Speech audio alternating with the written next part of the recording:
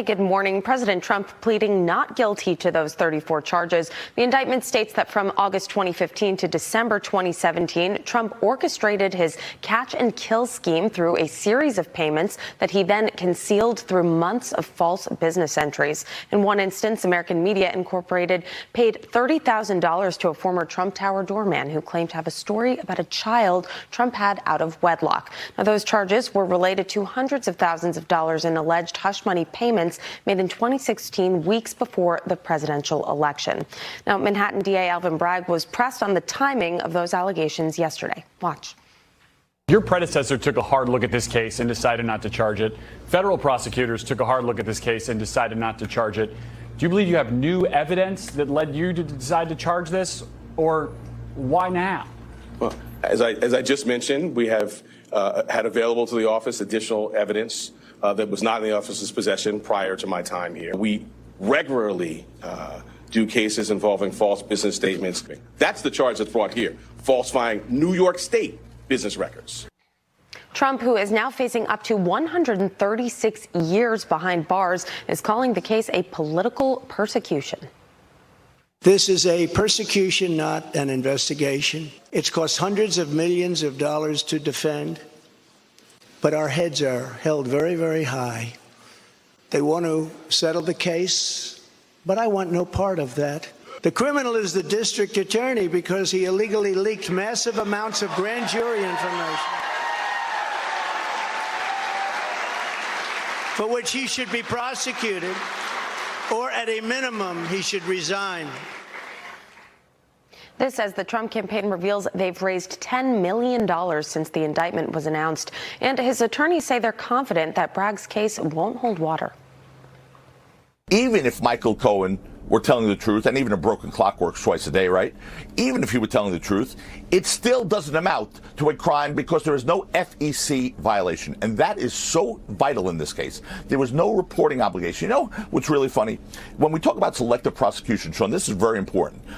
Most reporting violations of campaign finance law are almost always never prosecuted as felonies, almost always never. They're normally given fines. Meantime, congressional Republicans say they want answers from Bragg, with House Speaker Kevin McCarthy accusing the Manhattan District Attorney of, quote, attempting to interfere in our democratic process. I fully expect to see Alvin Bragg answering questions in front of Congress as soon as we can make it happen. This is unacceptable. He said they used federal funds in the prosecution, in this indictment against President Trump. We also know that this grew out of the special counsel investigation. And of course, that statute is a federal statute. And maybe most importantly, I think as everyone understands, this is election interference. So everything is on the table. President Trump's next hearing date is scheduled for December 4th. The trial, if there is one, could begin in January, right at the start of the 2024 presidential primary season. Your all-time favorite president, me. Whether it's the Mar-a-Lago raid or the Unselect Committee hoax, the perfect Georgia phone call who was absolutely perfect, or the Stormy Horseface Daniels extortion plot, they're all sick. And it's fake news. They know that we will defeat them, but they're not coming after me, they're coming after you. I'm just standing in their way, and I always will. Today is Wednesday, April 5th, 2023. Alvin Bragg unveils pathetically weak indictment, fails to name an actual crime? What world do we live in? Defiant Donald Trump returns to Mar-a-Lago, gives best speech of his career. And Lara Trump, you might know her, joins the show today to tell us everything. My name is Benny Johnson, and this is The Benny Show.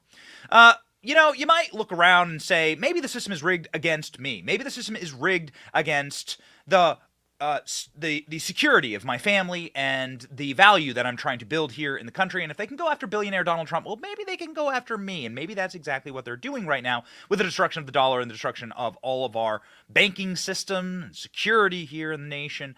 Ladies and gentlemen, now is probably the best time to protect what you have worked hard for. I encourage you to check out my friends at Allegiance Gold. Allegiance Gold can help protect your IRA or 401k with physical gold and silver and have it delivered securely right to your front door. Since the beginning of time, there is only one universal currency, and it has been gold, precious metals. Allegiance Gold has the highest ratings in the industry, 5 stars with TrustLink and AAA, and the Better Business Consumer Alliance, and an A+ rating from the Better Business Bureau. Get $5,000 in free silver and a qualifying purchase when you visit protectwithbenny.com today, or give them a call at 844-790-9191. Protect with Benny today. Ladies and gentlemen. Solid gold is what we saw yesterday in this image. This is the iconic image of Donald Trump. There, the man versus the machine. This is the iconic image from yesterday. It looks like something out of a Gotham City Batman set piece. It's incredible. It's stunning. And it's exactly what Donald Trump promised us. Because what happened yesterday was Donald Trump was made the most correct man in American history. Donald Trump has been promising you and telling you that there is a machine out there that is dead set on your destruction. That these people are bloody, filthy, cretinous, goblin-like individuals, and they are ready to go after you and everything you've worked for, and that he is the one standing in the way. He represents you. And Donald Trump was made correct yesterday. He was proven true. Donald Trump has been telling us this for a very long time. He's been talking about how there is an elite and corrupt system of individuals that exist outside of our government, outside of the democratic processes, and that those people belong in jail.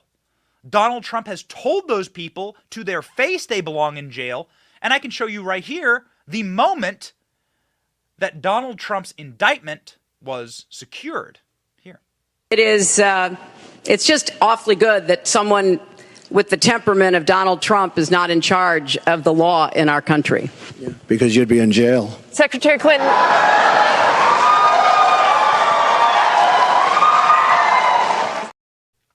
That was it. That was all they needed to see, to know that Donald Trump was the existential threat. And then Donald Trump did, of course, the unthinkable. Donald Trump actually won the election in 2016 in spite of having all of the tools of the regime and the administrative state set against him, in spite of having every single barrier put in his way via the corporate press, the FBI, the deep state, the Obama administration. He won, and then Donald Trump gave an inauguration address. Donald Trump's inauguration address outlined precisely who the enemy of the American people is. Watch. Today's ceremony, however, has very special meaning because today we are not merely transferring power from one administration to another or from one party to another, but we are transferring power from Washington, D.C., and giving it back to you, the people.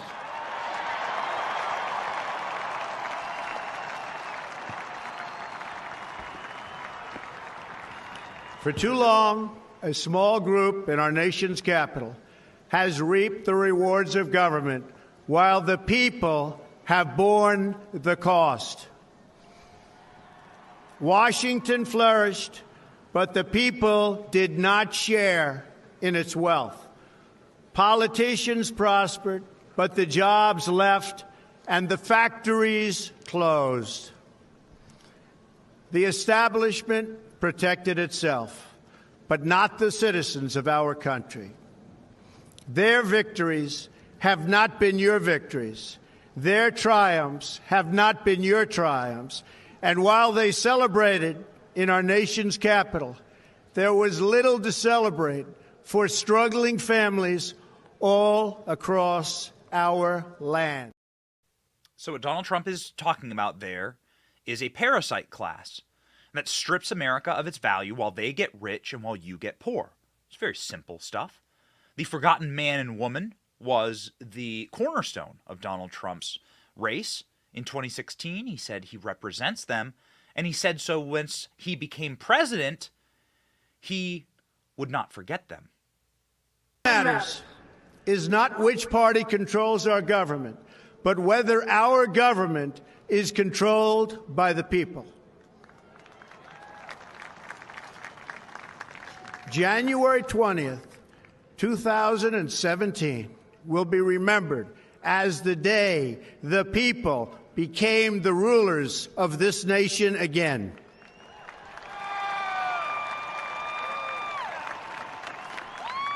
The forgotten men and women of our country will be forgotten no longer. The forgotten men and women of our country. Now, this is not a recent phenomenon. In fact, the forgotten men and women of our country is the reason we have a country. If you go back to our founding documents, go back to the Declaration of Independence, the original founding document, you can find simply a list of grievances for people who believe that they have been forgotten by a ruling class that existed far away, that didn't care about them. It's the same message. More importantly, this was an extrajudicial ruling class that didn't live by the same standards or have the same laws or rules of the colonists. In fact, they ruled over them, and there was no way for the colonists to do anything about it. This is what Trump has always represented, that whenever any form of government becomes destructive to these ends, it is the right of the people to alter or abolish it. It is to institute a new government, laying its foundation on such principles as organizing its power in such form as to them to be most likely to affect their safety and happiness. Donald Trump was a safety and happiness candidate in 2016. He was the embodiment of what created this country in the first place, giving a voice to forgotten men and women. That's why the cover image of this live is Donald Trump as a Revolutionary War soldier. He is in fact a revolutionary, standing against a corrupt system that is outside of the bounds of your control or representation. You cannot affect it. You cannot fight it. You must defeat it. Now, that system was always going to come after Donald Trump. It was going to throw everything they had at him. And that system has. There's an impressive thread from Kim.com this morning that I thought was absolutely prescient for this moment about how Barack Obama is essentially sharpening an axe and chopping wood against Trump using the powers of this permanent government from behind the scenes. Donald Trump has done the thing that is unforgivable, which is to call out this unelected system of government. Bureaucrats, deep state, the permanent state. Call it what you will. It was Barack Obama who orchestrated the sabotage against the Trump presidency. Obama ordered the spying against Trump and his allies. That all followed from Flynn and the Russia hoax. Trump was a threat to Obama, Clinton, Biden. If he had uncovered the corruption from China and Ukraine, they could all be in jail. And they should be in jail. Trump's draining the swamp had to be stopped. The deep state is in bed with Obama, Clinton, Biden, and vice versa. Together, they prevent and must prevent another Trump presidency or be destroyed. Trump was a fool in his first term. He did not understand how powerful the deep state forces were in both the Democratic and Republican Party. The deep state plays both sides. Trump appointed people who played to his ego, charmed him, and then stabbed him in the back. I do agree with that. Now Trump is even more dangerous because he finally understands the corruption and the corrupt game that they are playing. If Trump wins again, he would appoint people that he can trust and dismantle the deep state, which protects Obama, Clinton, Biden. The Obama, Clinton, Biden indictment against Trump has corruption written all over it. Matthew Colangio is a former deputy assistant to Obama and now leads the case against Trump as the Manhattan DA's office, not to mention the Soros donation to District Attorney Alvin Bragg. It could not be more obvious. You can see it here. Matthew Colangio. Why would this man go and work inside of some petulant district attorney's office? This man worked at the DOJ. This man was an appointment from Barack Obama. Doesn't make any sense. Don't make no sense. That seems like a bit of a demotion there. But of course, this man had a singular purpose, a special purpose. And his special purpose was to get Donald Trump. And that is what they intended on doing, and that is what they did yesterday. Barack Obama has straight up bragged about pulling the strings behind the curtain. Barack Obama is running his third term in the shadows. You just have to listen to his word. And they're running this against Donald Trump. You saw the first shot across the bow at preventing Donald Trump from becoming president again yesterday. The unsealing of the 34 felony counts detailed a scheme to prevent Donald Trump from winning the election in 2024. That is what the scheme is about. The indictment was unsealed as Donald Trump walked into the courtroom. And what did we find inside of that indictment? Well, we found that they cannot name a crime that was broken. They didn't name any underlying federal statute that caused them to charge Donald Trump with 34 crimes. Now, you may ask, Betty, that makes no sense. How can you arrest someone without a crime and without naming the crime?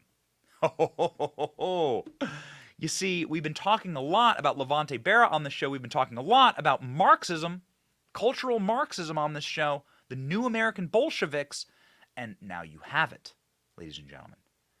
Here, check out this tweet from Technofog, one of our favorite legal commentators on the internet, saying, something that is missing inside of the charging documents of Donald Trump is a specific federal law that Trump violated.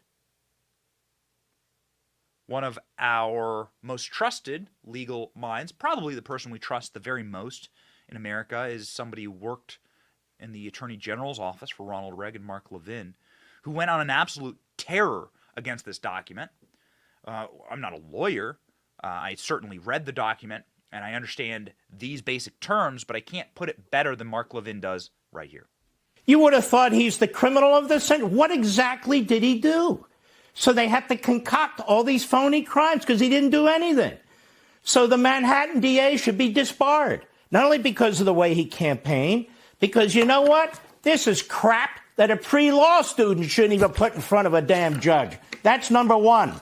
Number two, Letitia James in Albany looking for crimes and then goes after civil suits. She's another one who should be disbarred for the way that she campaigned.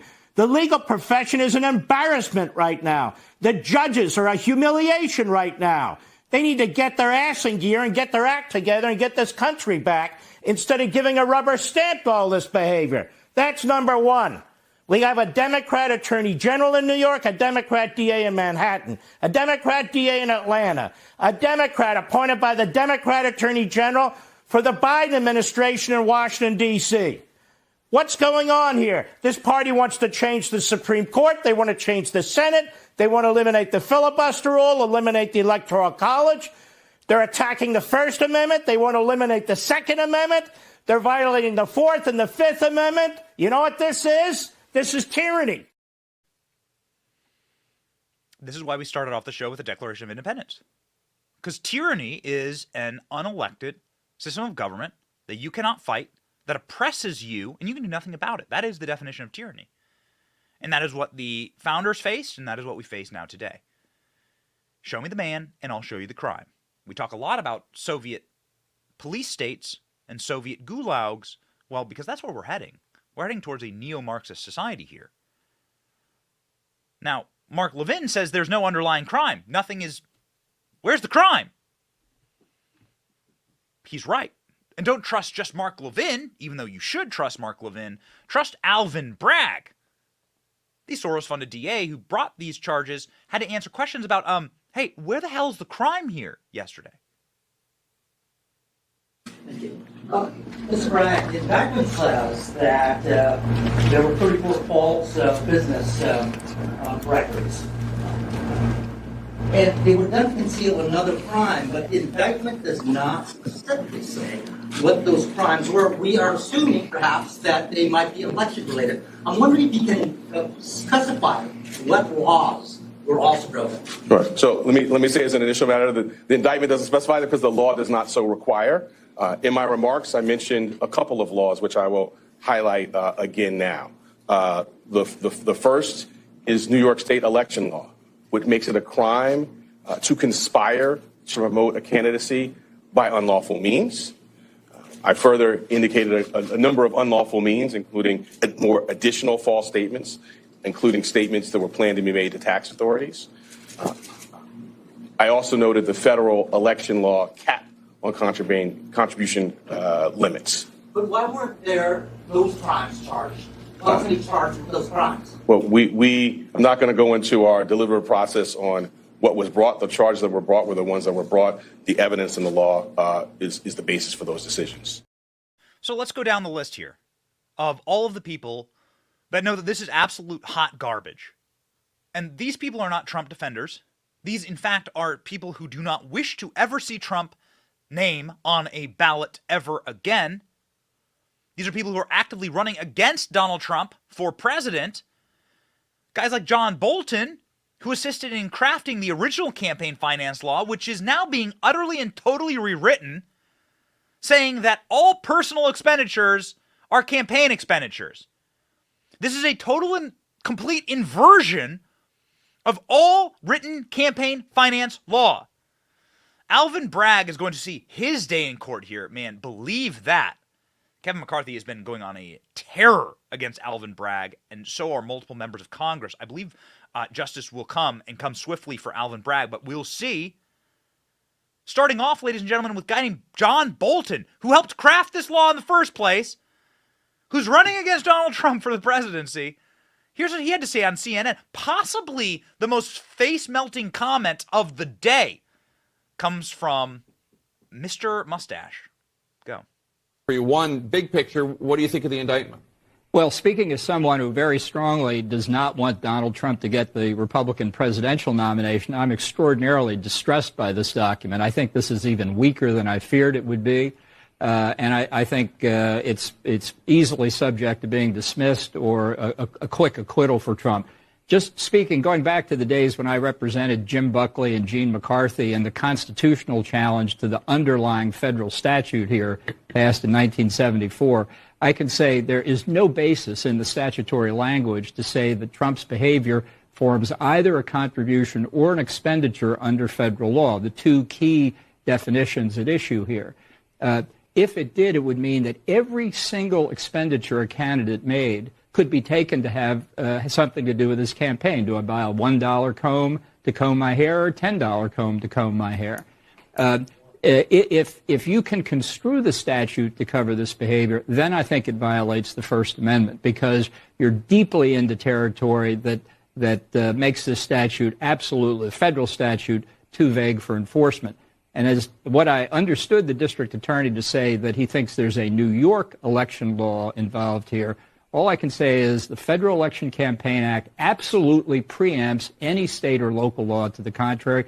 How could it be otherwise? You've got one law governing corporate finance in a presidential election at the federal level. You're going to have 50 state laws interfering with it. So he's just wrong on the applicability of the New York statute. Wrong. It's difficult to explain because campaign finance law is very difficult and complex. It is more tangled and it's more spaghetti-like than the American tax code. But what John Bolton is saying there is, one, federal law preempts any stupid state law they're trying to cobble together, and two, what he's doing is he's essentially charging the same crime 34 times with different dates on different data entry points for a spreadsheet that shows that he's using personal funds for personal expenses. That's actually what you should do. Donald Trump actually followed the law here, even if he did, in fact, pay Stormy Daniels. And, oh, by the way, you're charging him for trying to affect the outcome of an election? Hey, idiots, that's what you do in politics. You affect the outcome of an election. You try and stop stories from coming out that might hurt you. That's what everyone does. This is politics. It's a game. It's a game they're playing. They know that this is garbage. They know it's hot garbage. They asked the TDS, I mean, literally blood in their eyes, TDS, straitjackets on, legal advisors to CNN to comment on this. And what's the first word that comes out of her mouth? Watch. Case may be or may not be your reaction now that you've had a chance to go through it. Is it what you thought it was going to be, and are you unimpressed? It is what I thought it was going to be in terms of focusing on the payments that were made, the falsification of the records, and really tied to the payment that was made to Stormy Daniels. In terms of a case that's being brought against a former president, it's a little underwhelming. You know, it had like he made marks on paper, but it's underwhelming. Oh my God. You have people like Van Jones on CNN saying that this is a huge cultural mistake. And now you're seeing polling that is absolutely rocketing Donald Trump. I mean, you're talking 30, 40 points ahead in the polls. A total inversion. Polls that were showing Biden beating Trump in 2024, correction, forgive me, now have flipped. These are starting to come out today. It takes a while to poll people. You are going to see a massive, massive change in energy towards Donald Trump. Look at these images from yesterday. Trump raising his fist outside of Trump Tower. This is arguably the iconic image from yesterday. Trump in court. This man does not look scared, nor did he act scared. Does this look like a man who is terrified to you? Does this look like a man who is worried to you? I believe that they know that this is going to be absolutely dismissed. In fact, Donald Trump said at his Mar-a-Lago speech, and we'll get to those clips in just a second here, that he was offered a plea agreement.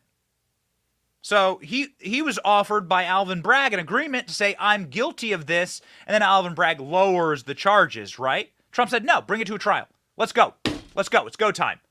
I want the jury. Even in dark blue New York, I want the jury. I'll stand in the gap. Trump's lawyer is saying this will not see a jury. This is such a weak case.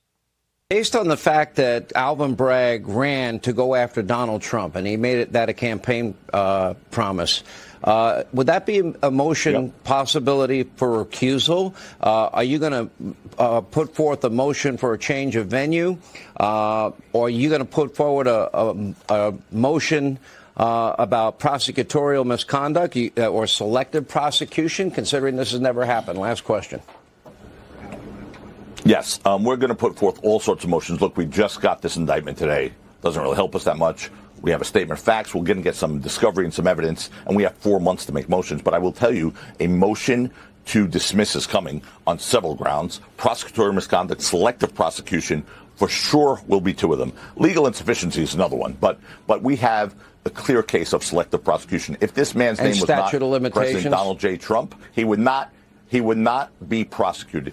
We're looking at statute of limitations. There's a whole host of motions that's going to be, levied here. And I will tell you this case won't see a jury, in my opinion.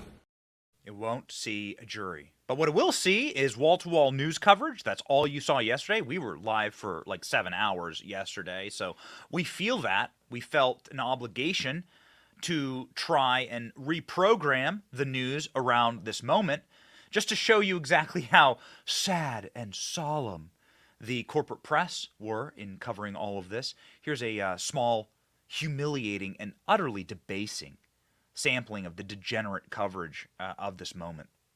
It's a sad day for America. Hard stop. This is no time for celebration. I think it's sad. I have fought Trump for a long time, but I'm sad that this has happened. How are you feeling about a historic day? It's sad. And this is a day of profound sadness that an ex-president is indicted, but it's also a time to celebrate. Because it's a sad moment to see a former president have to do this, even though we feel it could lead to justice. If you don't see this as a sad day for America. It's a sad day for America. It's a sad day. Well, I don't think anybody can consider it a good day. Regardless of anything, it's just really sad. It's a sadness, I think, that we got to this point. I just want to remain measured. The left, full of somber support. I think really this should be a somber moment. It is a serious, somber, solemn moment. It's obviously a somber moment, and it's a sad moment. Well, it's really a sad day when we get to this point. Incredibly sad day for our country. It is a serious night and a somber moment for our country. That this is a really sad moment and a perilous moment. I mean, I think it is a sad.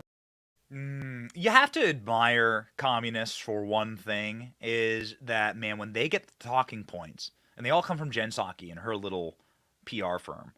When they get the talking points, they follow those talking points, man.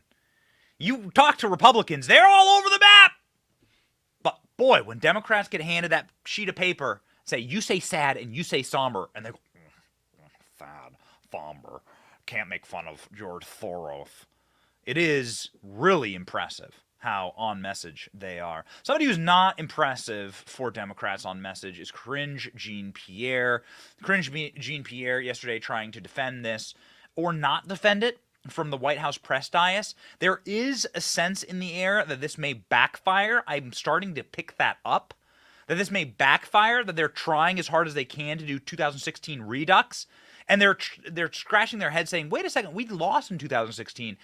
Is it smart to go in all Leroy Jenkins Kool-Aid man on Donald Trump again? Is this smart? You're starting to get that like sort of paranoia. This exchange with Peter Doocy yesterday at the White House is our nuclear cringe for the day. Cringe Jean-Pierre versus Peter Doocy on Trump's indictment.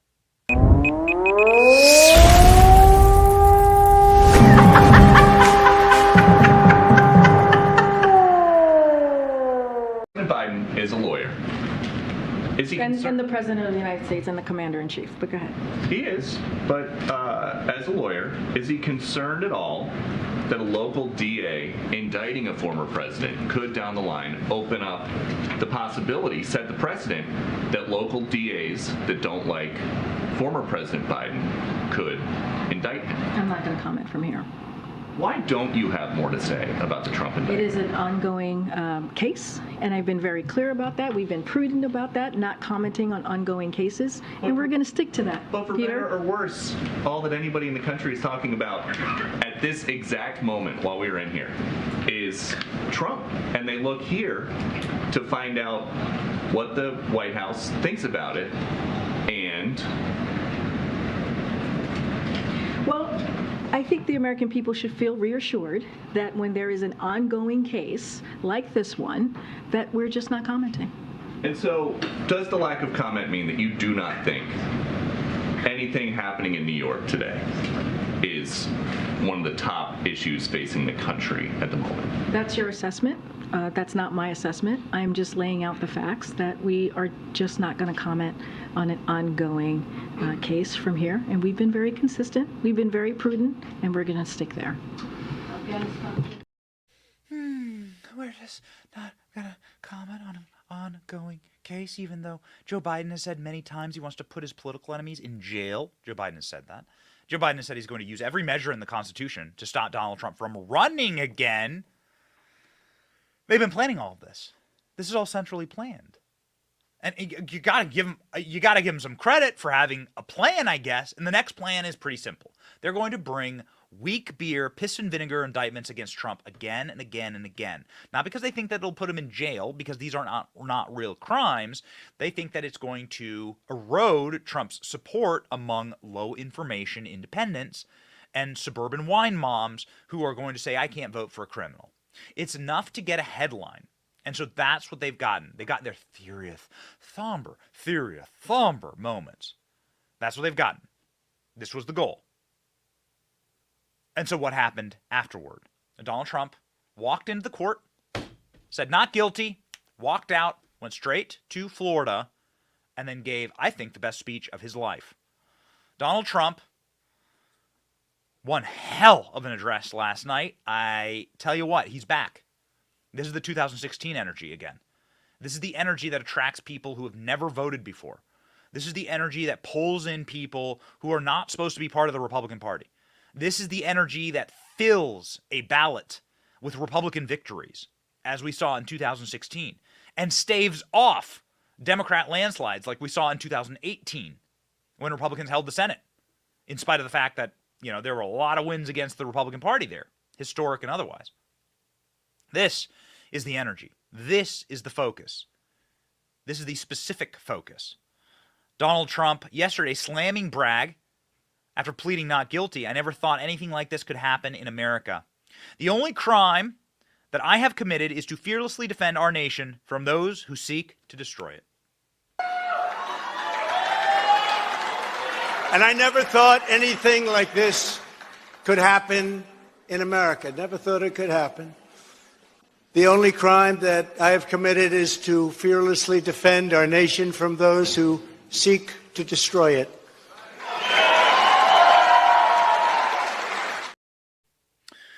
Donald Trump. They wanted to settle the case, but I want to know part of that. This was my favorite news-breaking moment. A lot of what Trump said yesterday, you could sort of expect. It was classic Trump. This is the best piece of news. This means that the DA, because this is not a civil case, the DA offered him a plea agreement, and Donald Trump said, no, take this to a trial. This is the alpha energy that people expected from Donald Trump yesterday, and they got every ounce of it. But our heads are held very, very high. They want to settle the case, but I want no part of that. So Donald Trump, that was a piece of breaking news there. Trump on Alvin Bragg saying, this is the man who belongs in prison because he's leaking documents. And oh, by the way, he's being backed up by Kevin McCarthy on that, saying Alvin Bragg is indeed the person who is breaking the law here. This was the biggest applause line of the night based on my listening. The criminal is the district attorney because he illegally leaked massive amounts of grand jury information for which he should be prosecuted, or at a minimum, he should resign. So how good was Donald Trump's address last night? Trust me, news cameras did not stop covering at Donald Trump's every single step. I mean, you're talking like outside a live shot of Mar-a-Lago starting at 8 a.m. yesterday. I'm sorry, forgive me. Starting outside of Donald Trump Tower in New York. But over the course of the last 72 hours, it has just been nonstop live shots of Donald Trump. Yet Donald Trump is live yesterday, giving an actual address, actually speaking to the cameras, and they cut away. Rachel Maddow did this. It tells you everything. They knew this was strong from Donald Trump. They know they're losing in this narrative battle. Take it away. Is making remarks tonight from his home in Florida. As far as we can tell, and what we were prepared for here is that this is basically a campaign speech in which he is repeating his same lies and allegations against his perceived enemies. It is just getting started. So far, he's just giving his normal list of grievances. We don't consider that necessarily newsworthy, and there's a cost to us as a news organization of knowingly broadcasting untrue things. So our deal with you is that we will monitor these remarks. If he does say anything newsworthy, we will turn them around and report on that right away. But for now, just know that it's happening and we're not taking it.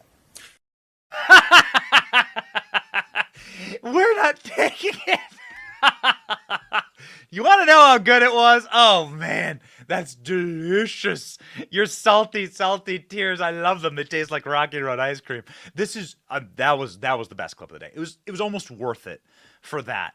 Donald Trump did not get perp walked. He didn't get frog walked. He didn't get mug shotted. Donald Trump walked into the court, not guilty. Y'all gotta feel me. Free, free, free at last. Praise the Lord, I'm free at last, and then walked out. Kevin McCarthy had his boys back. Kevin McCarthy tweeting yesterday, really strong tweet here, saying that Alvin Bragg is the one who belongs in prison, and maybe Congress will put him there. Bragg's weaponization of federal justice process will be held accountable by Congress. Kevin McCarthy going on to say, Alvin Bragg is attempting to interfere in our democratic process by invoking federal law to bring up politicized charges against Donald Trump, admittedly using federal funds, which means that Congress has a purview to look directly into Alvin Bragg. So careful what you wish for. Turnabout is fair play. And oh, how the turntables turn, to paraphrase Michael Scott. Ladies and gentlemen, we would like to tell you what's going on inside of the mind of Trump right now, what was happening inside of that room. But instead of attempting to read minds or be Nostradamus here, we'd rather just have a Trump on the program. And it's why we're honored to have somebody who was in the room and who has been integral in this process right now to tell us what's going on and where we go from here. A true fighter, Lara Trump, joins the program.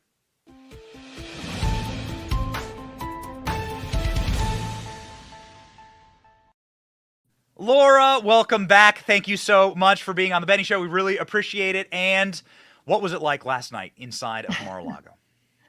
Well, I've listened to some of your commentary over the past 10 minutes or so, Benny, and I think you're spot on with all of it. It was really interesting because I was there when my father-in-law announced he was running in November, and I was there last night. And I would say that I've never seen Donald Trump more determined or more focused on becoming the 47th president than I saw him last night. I mean, this is not the first rodeo for our family. You've seen since the day Donald Trump announced he was running for president that there's been a target on his back. They have come after him in unprecedented ways. And now they have gone so far, of course, as to weaponize the justice system, one of our fundamental institutions here in America, against a political opponent. It is not lost on anyone. I think that for so many people, they said, well, wait, let's see what's actually in this and wait for it all to play out, because there must be something big. If you are going to be the person to break history and be the first to ever indict a former president, the charges better be astronomical. You better have a solid case. And yet, what did we see? We, of course, got the indictment, and it was actually even more laughable than predicted. They had to copy and paste so much of it to bulk it up to 34 charges. And there was actually no crime that Alvin Bragg could even admit to that Donald Trump committed. So it is so absurd, and it is so obvious to people what is going on here. And I think my father-in-law has always felt like he is the true and real fighter for the people in this country, the patriots, the hardworking Americans, the people who get up every morning, go to work, pay your taxes, and just want to raise your family. But man, has it ever been clearer now more than ever that Donald Trump is that guy. And I think he feels it.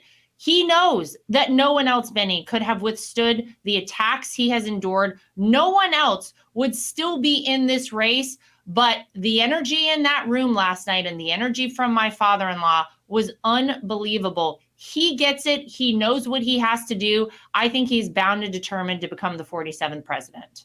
I believe that he locked up the nomination, I think, last night. This was like really the announcement of the announcement, right? It was the second time he gets to essentially announce his run for president, and that 2016 energy was back. I could see it. You could see it was really like getting the gang back together again. You could feel it on the internet, pulsating through the meme accounts.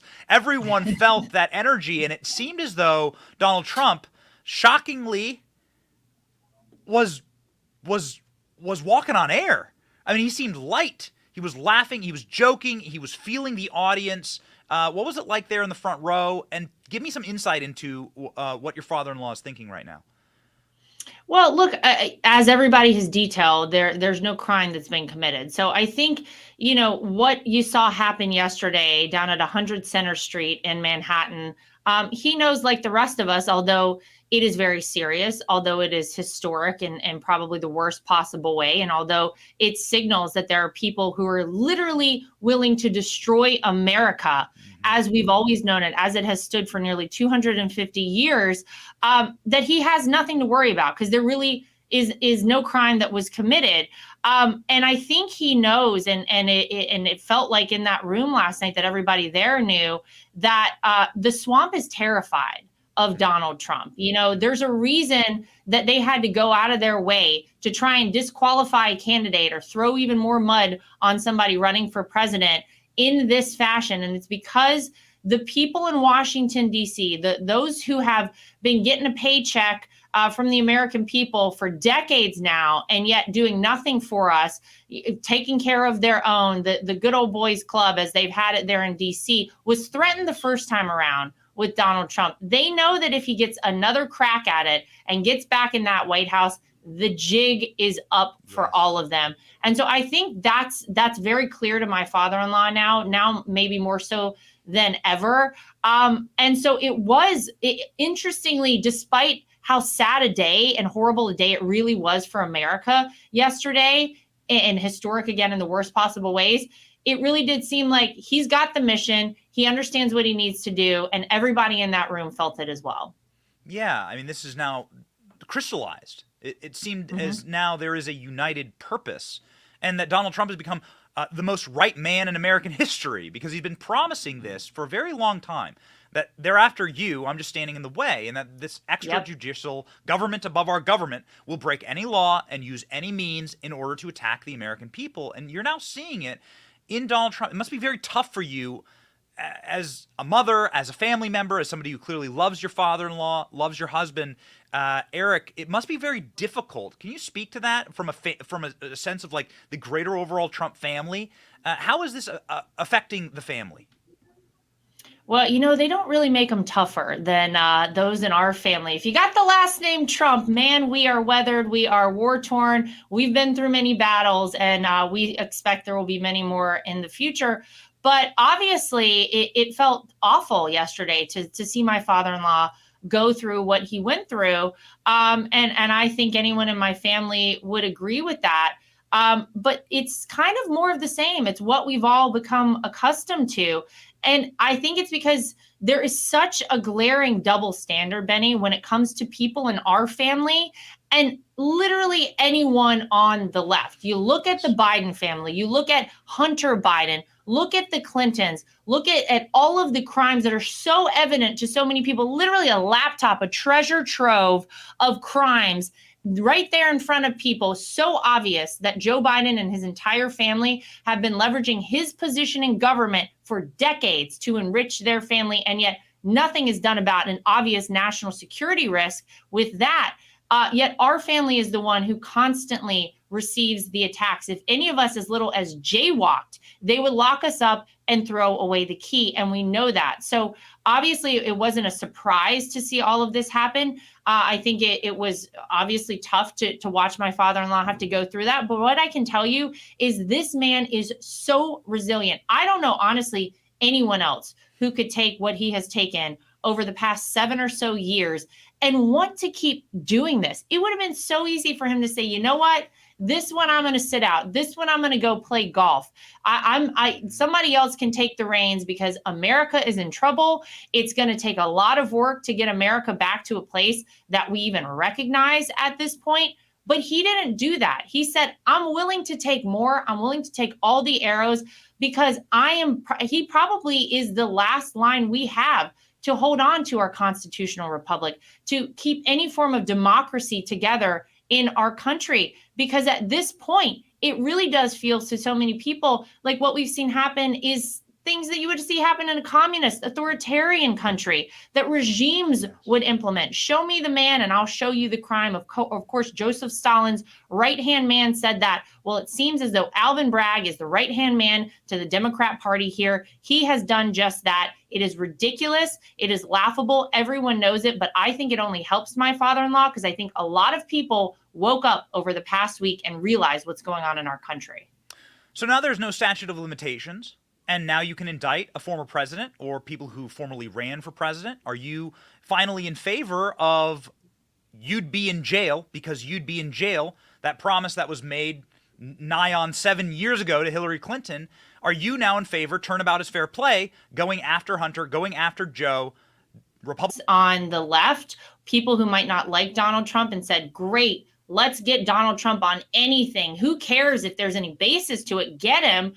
You got to be careful with these things, Benny, because today, of course, it is Donald Trump. He is the one under the gun. He is the one under the spotlight. He is the one they're going after despite no crime being committed. But tomorrow, it could be somebody in the Democrat Party. If Republicans get control, if it's a Republican DA, like you just said, I think without a doubt, we need to get to the bottom of what is going on with the Biden family. There's a reason that Joe Biden has basically forgotten that China even exists. Could it be the tens of millions of dollars his family has accrued as it relates to China? What was it that they paid for? What was the job that they were doing? They certainly didn't have golf courses like the Trump family. They certainly didn't have real estate anywhere or an entire business infrastructure like my father-in-law has had for 40 years now. What was it that they were selling? We should know that as the American public, because you have things like COVID-19 that matter, that of course Xi Jinping has not been questioned on by Joe Biden in any capacity. Just look the other way, nothing to see here. A spy balloon that we now know gathered actual real intelligence with nuclear sites, with Air Force bases. as it traversed the entirety of our country, and yet really nothing to hold China accountable there. So I think at the very least, if my father-in-law gets back in the White House, if Republicans take full control of the Senate, and we know that, thank God, they have the House at this point, we need to investigate that, and we need to get to the bottom of that, because that is a national security risk. That is something that every American should find frightening. Why is it that Joe Biden hasn't held China accountable? And make no mistake about it, Benny, they are waiting, they are salivating with every breath to see when they can take us over as the superpower of the world. Is the only thing that China cares about. They're waiting for the moment to strike, and they see a window right now. Yeah, we've been speaking with some legal experts about how this would work, and not just an esoteric, we should go after him, but really, how would you go after them? And there's a deep red MAGA state run by one of your best friends, Sarah Huckabee Sanders. Inside of Arkansas, there's a district attorney that oversees the county where the Clinton Foundation is founded and currently resides. So the Clinton Foundation is, of course, called the most fraudulent organization to ever exist. It's called a nonprofit. It is anything but. It is the largest money laundering scandal possibly in American history of foreign dollars in cash directly to the Clintons. Why not look into that? Would you be in favor of that? Well, sure. Look, if people are doing things that are against the law and it's harming people, absolutely it should be looked into. You know, one of the saddest things to come out of the 2016 election, speaking of charities and real charities, I mean, is the Eric Trump Foundation. Some people might know that when my husband, Eric, was 23 years old, he decided, instead of going out and partying with all of his friends and like so many people his age would do, he would instead start a foundation to raise money for St. Jude Children's Research Hospital to fund the, most horrible childhood cancers, finding research and cures for these sorts of things. And he had the Eric Trump Foundation, which raised $30 million, built a state-of-the-art ICU and surgery center for St. Jude. It is there in Memphis, Tennessee. Great place to visit. It'll change your life if you ever have a chance. But because the Democrats are so spiteful, they tried to insinuate that a charity foundation, my husband's Eric Trump Foundation, with one of the lowest expense ratios of any private charity in America, would somehow be a problem, that Donald Trump couldn't handle having a son with a charity because people might donate to that, Benny, and expect favors from Donald Trump, that we had somehow done something wrong. We had no paid employees whatsoever. So what did we do? Eric and I stepped away from that charity. That charity, as we started it, no longer exists today. And guess who is hurt by that? It is the kids at St. Jude. It is the kids that maybe won't have the same funding that they otherwise would have had it not been for the spiteful Democrats. They're absolutely disgusting and disgraceful. But yes, if it is the Clinton Foundation and if they have done something wrong, we should know about it. And I think the American people deserve to know that, no doubt. And I would be in favor of that. What would be your message to Hunter Biden, given the current developments, considering the fact that, of course, his dad, right, occupies an oval-shaped office on 1600 Pennsylvania Avenue? What would be your message to him, given the current events?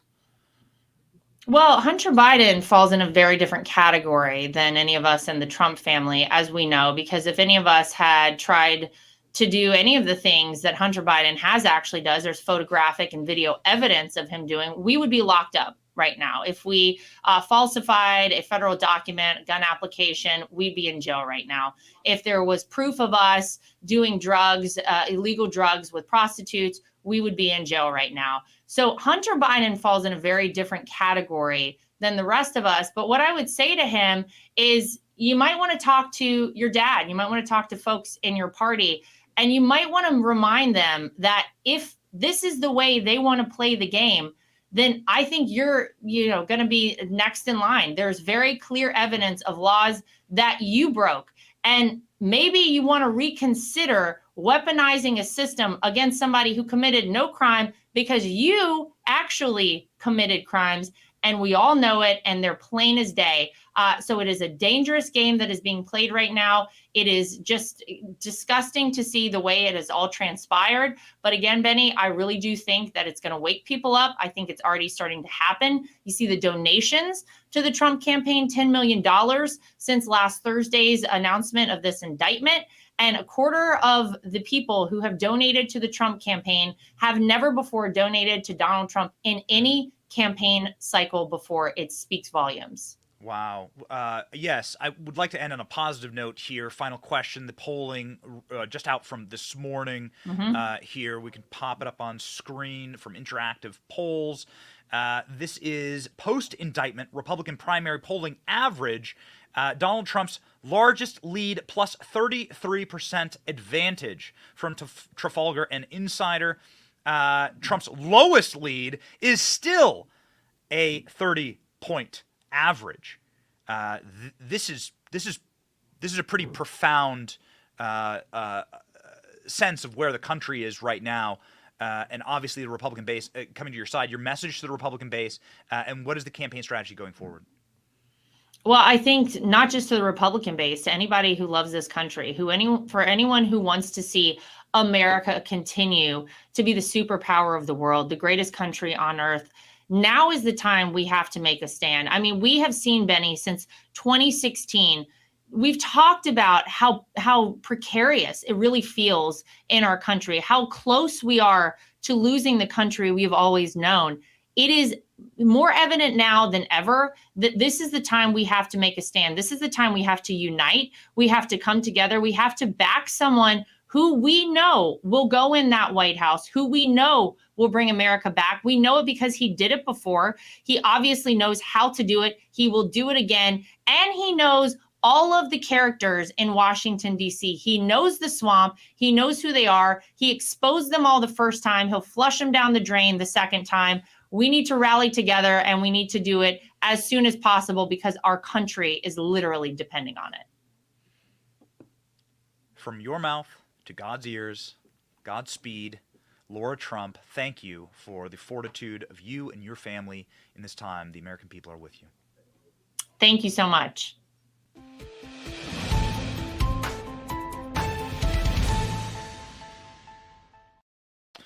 Ooh, man, ladies and gentlemen, this is certainly going to be a campaign issue for Donald Trump, and it is inspiring. Every single time I speak with one of the Trump children or one of the close proximity members of the Trump family, it is remarkable, the strength of these individuals. It's hard as somebody with a family myself, and you presumably have a family. It is so difficult to see your family go through tough times, see your family attacked. I don't know how they do it. I really don't. I mean, I truly don't. I've known the Trump family for quite a while, and I truly do not know how they do it. Your prayers, I can tell you this, are certainly appreciated. Alvin Bragg wants Trump trial in January 2024 during Republican primary. In case you need further evidence, of course, that this is all a political racketeering, like crime syndicate level racketeering against Donald Trump in order to rig once more the election. Alvin Bragg is attempting to interfere in our democratic process. Kevin McCarthy has, of course, called for Alvin Bragg to be dragged before Congress. Even Mitt Romney defending Donald Trump. Romney defends Trump after indictment. Alvin Bragg is setting a dangerous precedent. Holy schmoly, guys. You're getting yourself to a situation that, as Lara Trump just said, you're going to really regret this. You're going to regret it. Okay? This ain't gonna work out well for you. And you're seeing, of course, the degradation of the Biden case for staying a free man. Biden aide Kathy Chung refutes classified documents. Were locked in a closet. James Comer saying that he's finding lies, just like open lies being told right now by the Biden regime as he begins to interview various members of the Biden staff as it pertains to the classified document. Why does it fall to Congress? I thought there was a special counsel looking into Joe Biden. Here's James Comer saying, Biden's, evergreen headline, Biden's lying to you. I saw something today that you deposed one of Joe Biden's little assistants, Ms. Chung, and asked her about how she was squirreling documents all over D.C. What did you learn about Biden hiding classified documents? Yeah, we learned a lot today. And remember, there are two investigations oversight committee that Jim Jordan's on as well that we're conducting Joe Biden, the influence peddling and also his mishandling of classified documents. We brought Kathy Chung in today for a transcribed interview, and I want to thank Ms. Chung publicly for working and cooperating with our committee and answering questions. We learned a lot. First of all, we learned that the documents didn't just start mysteriously moving around in December of 2022 or November of 2022, like the White House has alleged. She said this dates back to May of 2022, that the documents were moved from the vice presidency to at least 3 different locations in a personal vehicle. Oh. And why they were in 3 different locations, we don't know. They weren't stored behind any lock. One of the locations was in Chinatown. Another location was in the Penn Biden Center, which might as well have been Chinatown by looking at where their money was coming from. And that the White House has never been honest with the American people.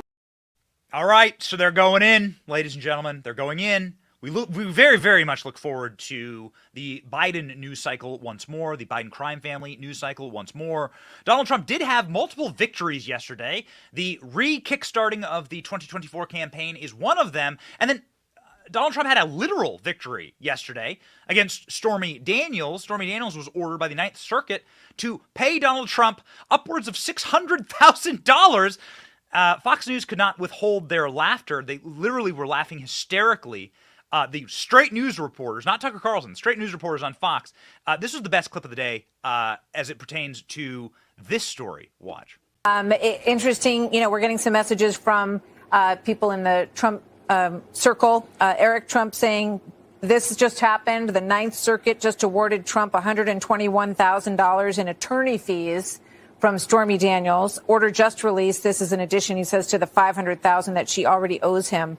Obviously, interesting timing on that one, Brett. Yeah, but it's not exactly it's not the stuff of a political slogan. Vote for me. I collected $121,000 from a porn star I had an encounter with. Oh, good. Bill, your thoughts on that judgment? I mean, that was expected. I mean, he's entitled to those fees. The timing, I have to say, is very curious. And it does raise this issue of, sort of the underlying issues that we're talking about here, But I'm afraid, this is just the beginning of 2 years where, we're going to have a lot of heavy breathing about a lot of legal developments. And it's unfortunate because it'll divert attention from the serious issues that the country face and we have to wrestle with in this election. Interesting. We're getting some messages from people in the Trump circle. Eric Trump saying this just happened. The Ninth Circuit just awarded Trump $121,000 in attorney fees from Stormy Daniels. Order just released. This is in addition, he says, to the $500,000 that she already owes him. Obviously, interesting timing on that one, Brett. Yeah, but it's not exactly it's not the. All right, ladies and gentlemen, we apologize. We had a small technical error there where the clip played again twice. But it did give us a chance to get our next guest up. The energy, ladies and gentlemen, is moving in Donald Trump's direction. That is undeniable. Last night there was a ecstatic and deeply energetic event at Mar-a-Lago, and a intrepid young reporter who works for the show was there. His name is Danny D'Urbina, and he joins us now.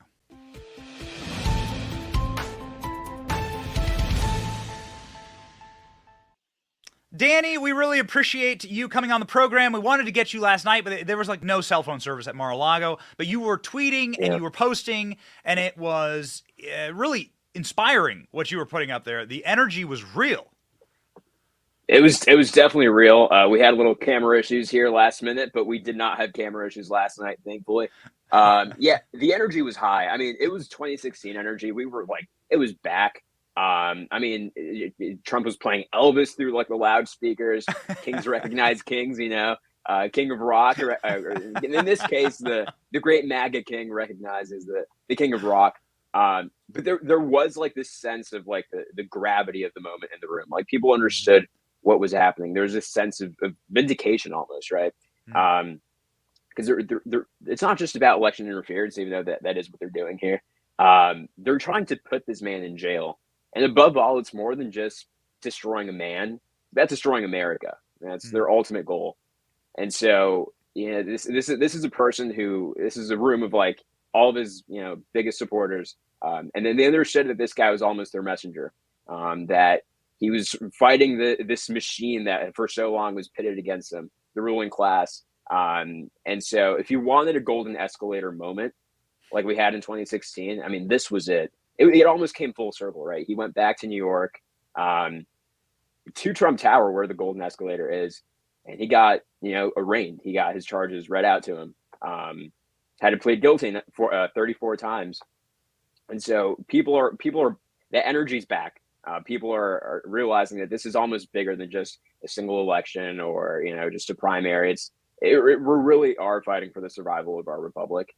And so I think that energy was definitely there last night. Yep. It wasn't just inside the room, it was outside of the room. A lot of your posts had to do with the people standing along the roadside outside of Mar-a-Lago. I believe we have some B-roll of that. Talk to me about sort of what you saw as you headed into Mar-a-Lago last night.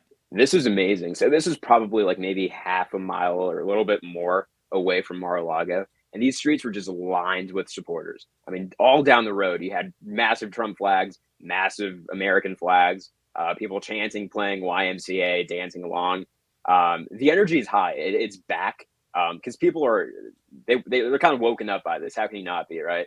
Yeah. It's back. I would say that's the energy. My favorite tweet was this Superman Trump guy. I think we have the tweet here. It's Superman Trump. Yeah, so Trump actually joined the ranks. He was out there waving an American flag. And by the way, those Trump trading card holders are raking it in that cash right now. Those are like worth tens of thousands of dollars now.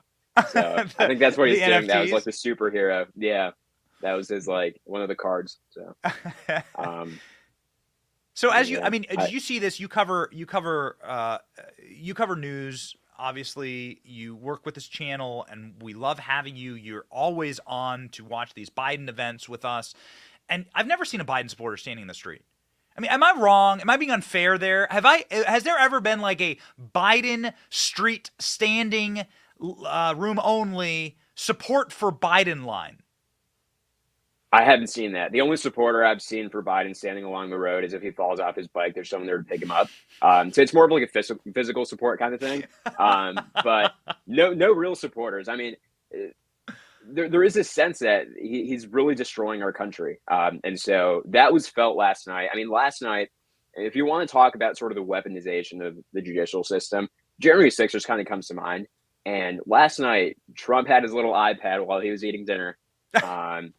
And he played the January 6th choir national anthem. Everyone at the club stood up, hand over heart, complete silence, reverence for the national anthem. And then at the end, people actually started singing along. So it was kind of a really powerful moment that was felt last night. Wow. What was your overall takeaway? What would be your overall tweet of last night, right? Your Twitter-sized takeaway from last night, having seen all the sights and sounds of the event? Yeah, we're not going anywhere, right? I mean, Trump he had so much energy. He had traveled to New York, be subject to the weaponization of the judicial system by Alvin Bragg. He flew back to Mar-a-Lago, gave a 1-hour speech, and then went back to the club, had dinner, and then stood up and greeted every single person in the club. When I shook his hand, I told him, Mr. President, it's a great honor, the great MAGA king himself. He laughed and he said, "That's right." He did the yes meme, the Wojak meme. But yeah, he's energized. He literally stood up, greeted every single person in the club. And yeah, I got to say, like, that should tell you a lot about the man and sort of what he knows he's fighting against. He's not giving up. And I think, honestly, after seeing the charges that were brought up yesterday, he kind of should be happy. I mean, if the charges are so bad, why won't Fat Alvin tell us what they are? And it's interesting. They're charging him with election interference, but then I think there's a law in New York that allows illegals to vote in elections, but we don't enforce those laws. We just put them in 4-star hotels in New York City. So. Yes, that's right.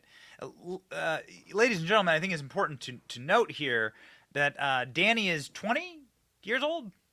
Yeah, 20. There's hope for America. There's hope for America yet. We keep telling you on this program. And if you wish to have more hope injected into your Twitter feed, go follow Danny. Here is his Twitter account. Danny DeUrbina, 20-year-old culture warrior on campus. Ladies and gentlemen, come on. We can get him up to 50,000 followers today. Let's get Danny up to 50,000 followers today. Let's make sure that we invest in the next generation to save America. Danny, parting words for the audience? We got to keep fighting. And I think if the energy in that room tells me anything, if the demeanor of Trump tells me anything, is we're not going anywhere. And I think, we sort of believe in biblical justice over earthly justice. And if it's not biblical justice, it's not over yet. And so I think we can't lose hope there. And we just got to keep praying for this country and keep moving forward. And I think we'll win. That is the way. That is the way. Thank you, Danny. Thank you. Appreciate it.